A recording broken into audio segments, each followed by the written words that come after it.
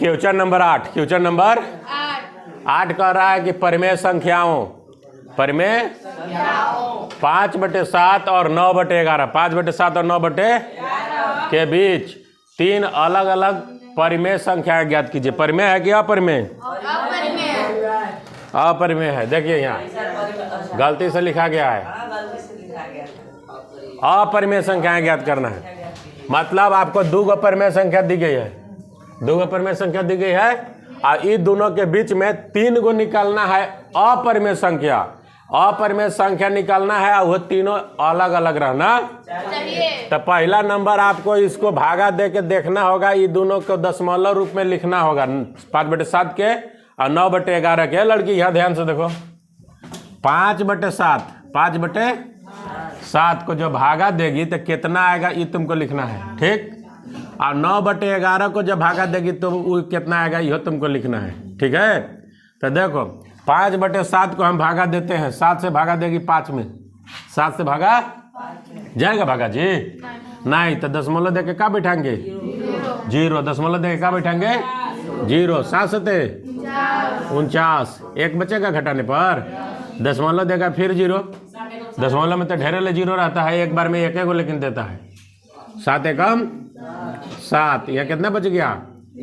3 बच गया। कितना बचेगा? दशमलव में से 0 7 चौ 28, कितना बचेगा?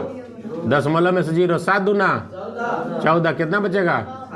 दशमलव में से 0 कितना हो गया? 7 8 56, कितना बचेगा?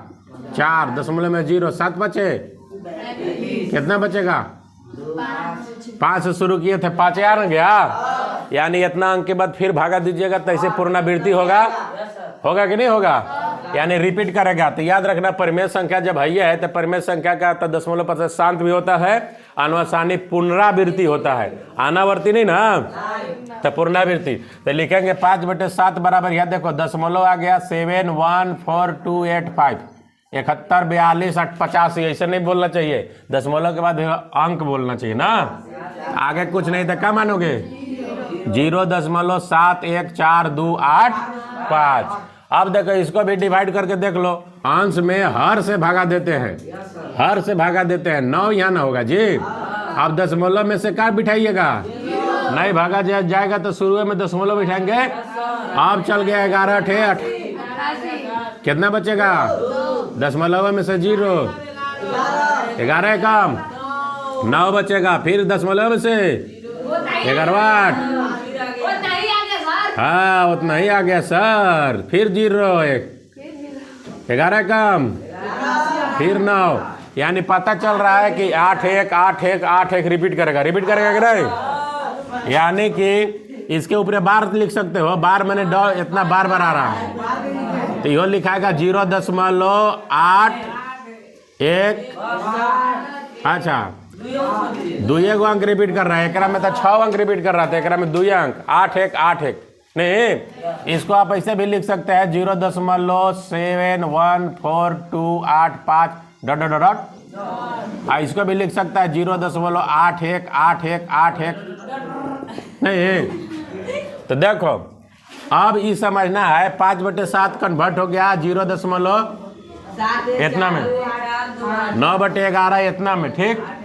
अगर 2 अंक लेकर चलिए, एक अंक अगर लीजिएगा तो यहाँ 8 है, यहाँ 7 है, तो 8 और 7 के बीच अपरिमेय संख्या निकलना है।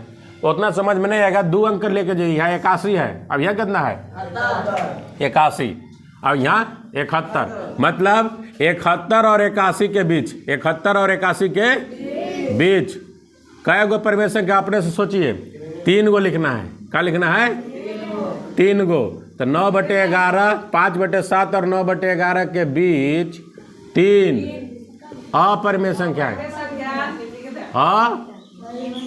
अपरिमेय संख्याएं, अपरिमेय निम्नलिखित है। एक वाव बात याद रखना है कि अपरिमेय संख्याएं अलग अलग होना चाहिए। तो देखो 71 और 81 2 अंक से समझो ना, 71 और 81, 71 और 81 के बीच में कोई भी अंक ले लो, 72 73 74 75 76 77 80 तक जाएगा, 81 लेना नहीं है, ठीक है। अब अपरिमेय संख्याएं तो अभी तो सीखवे के लिखने 3 गो लिखने के लिए कहा है। कै गो लिखने के लिए कहा है?